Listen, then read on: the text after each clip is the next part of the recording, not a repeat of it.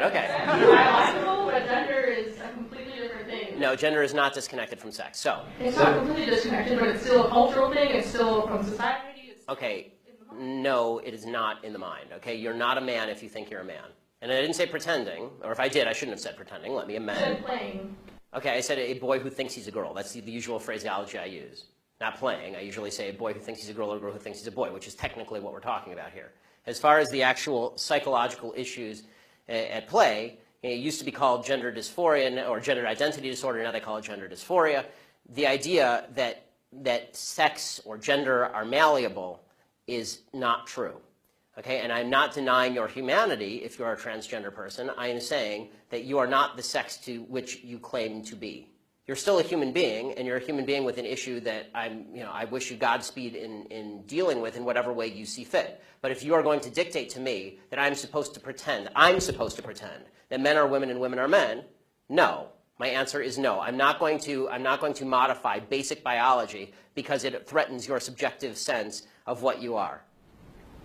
Okay, but you're still saying these kids should not be accepted because they don't really fit in either place. They can't just I'm saying that the Boy Scouts have a standard. You must be a biological boy to be a Boy Scout. You have to be a boy to be a Boy Scout. Where's that written though? Okay. In the name Boy Scouts. Because this is a very because for all of human history, boy meant boy and girl meant girl. Boy did not mean girl. People are very much into their culture. And if I call you a moose, are you suddenly a moose? Okay, if I redefine our terms.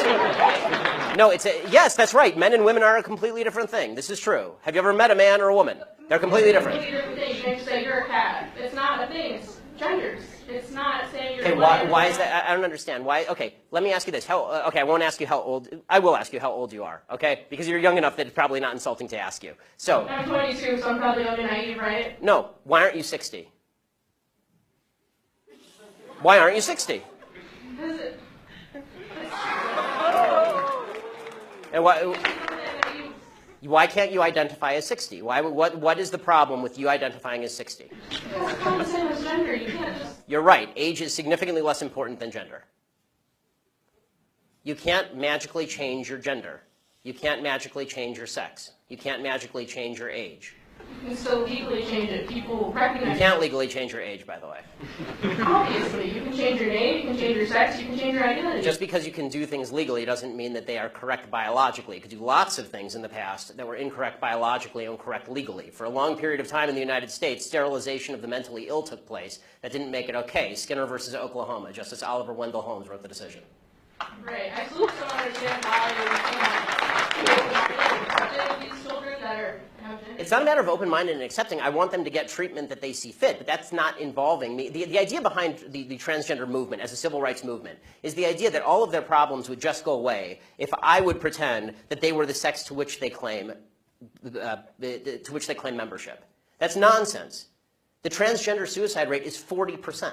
It is 40%.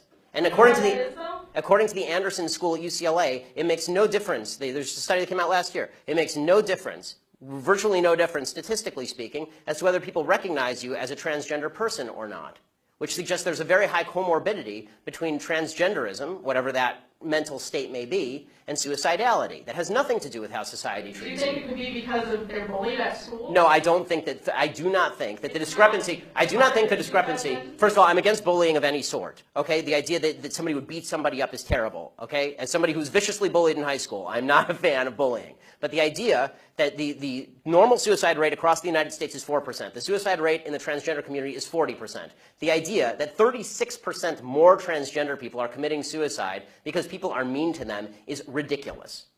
It's not true, and it's not backed by any science that anyone can cite. It is pure conjecture. In fact, it's not even true that bullying causes suicide, according to a lot of studies. For example, in the black community, where the idea is supposedly that America is a racist society, blacks are bullied a lot. Okay, in the black community has significantly lower suicide rates than in the white community. In fact, in third world countries, the suicide rate is significantly lower than in first world countries. Suicide actually seems to be a privilege of the upper classes, if you actually look at it from a financial perspective.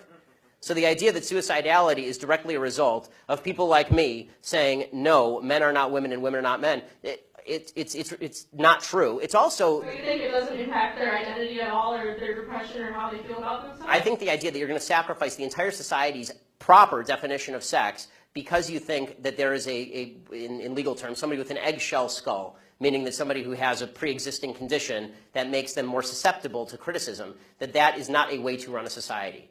You can't sacrifice truth because some people are going to actually suffer because of the truth. Plus, there's no evidence whatsoever that the suicide rate would go down in the transgender community in any marked way if people just started pretending that men were women and women were men. We're trying that experiment now. We'll find out whether it works. So far, no evidence. Have you talked to a group of trans people at all instead of this group of, like, white people? I'm more than happy to talk to a group of any people who will have me, but usually they protest me.